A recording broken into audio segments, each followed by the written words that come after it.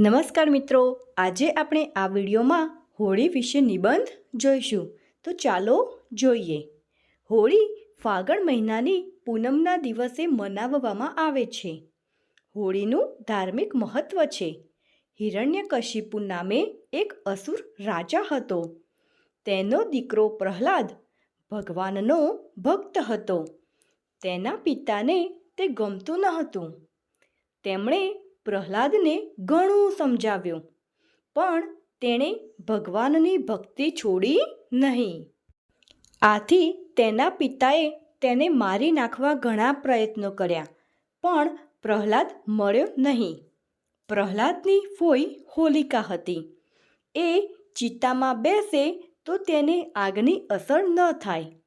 પ્રહલાદને જીવતો બાળી મૂકવા હોલિકા તેને પોતાના ખોળામાં લઈને ચિતા પર બેઠી. હોલિકા બળી ગઈ અને પ્રહલાદ ભગવાનનો ભક્ત હોવાથી બચી ગયો. તેની ખુશીમાં દર વર્ષે આ તહેવાર ઉજવવામાં આવે છે. હોળીના દિવસે લોકો ઉપવાસ કરે છે. શેરીએ શેરીએ લોકો લાકડા અને છાણા ભેગા કરે છે. ચોકમાં હોળી તૈયાર કરવામાં આવે છે. સાંજે હોળી પ્રગટાવવામાં આવે છે. લોકો ધાણી ચણા વડે હોળીની પૂજા કરે છે. હોળીની પ્રદક્ષિણા કરીને હોળીમાં શ્રીફળ હોમે છે.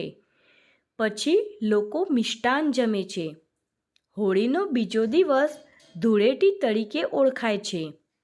આ દિવસે લોકો એકબીજા પર રંગ અને ગુલાલ છાંટી આનંદ મનાવે છે. રાજસ્થાનીઓનો આ પ્રિય તહેવાર છે.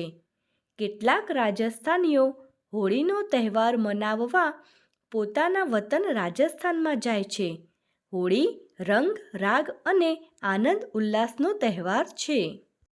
બાળમિત્રો, તમને મારો આ વિડીયો ગમ્યો હોય તો મારી ચેનલને લાઈક, શેર અને સબસ્ક્રાઈબ જરૂરથી કરજો.